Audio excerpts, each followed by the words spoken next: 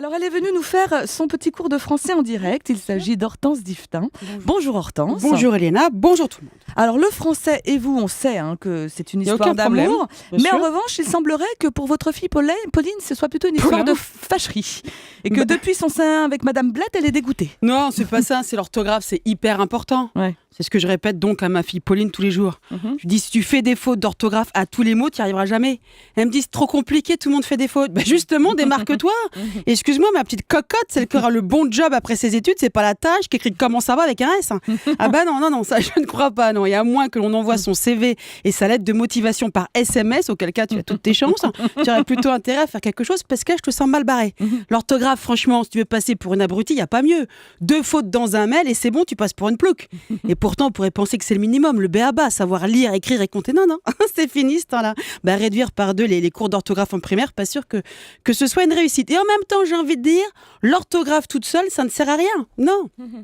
L'orthographe, ça marche avec le vocabulaire. Si tu ne connais pas les mots, tu peux pas les écrire, c'est plus difficile. En même temps, si tu les connais pas, tu risques pas de les écrire, tu me diras. Mais enfin, faut aussi avoir des notions de grammaire, voire de conjugaison. Tu peux pas écrire correctement sans faire de fautes si tu connais pas les règles de grammaire. Mais la grammaire, plus personne n'en veut, c'est fini ça. On sait pas pourquoi, on n'aime pas, c'est trop compliqué, faut réfléchir, faut apprendre par cœur. C'est trop dur. Étudier le Becherel. Ah, je suis sûre que plus personne ne sait ce que c'est. Mais non, étudier le Becherel et se taper des exercices du bled, c'est fini. D'ailleurs, le bled, c'est plus un bouquin, c'est l'endroit où tu passes tes vacances. Et moi, je me souviens, il y a 5-6 ans, j'étais allée, comme beaucoup de parents, à la réunion des parents-professeurs du début de l'année.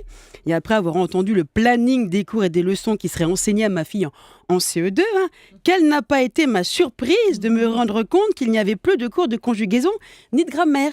Ça ne faisait pas partie du programme. J'ai dit, maîtresse, je pense que vous avez omis de nous parler de grammaire. Non, on ne fait plus de grammaire, non. Mais histoire de l'art. Ah bon, mais de là où je suis, je ne vois pas bien le rapport. Mais peut-être je suis mal placée. Je vais me décaler d'un cran. J'ai bougé, mais je ne vois toujours pas le rapport. Il n'y a plus de cours de grammaire. Ils apprendront les subtilités de la langue française en étudiant des textes d'histoire. À 7 ans. Ok. Et les maths, ils font comment, jouer du ballon? Je pose la question, c'est tout. C'est pour savoir. Et 1, et 2, et 3, 0. Voilà, exactement. Qu'on apprend les maths. Et quoi, Pauline? Tu aimerais savoir comment on écrit que tu voyes? Voie du fameux verbe voyer ou encore à la revoyure? Non, du verbe voir. Ah oui, quand même. Donc la question, c'est est-ce que tu vois, il prend un Y ou 2 L? Je sais pas. Et suicide, Pauline, d'après toi, ça prend un C ou 2 S?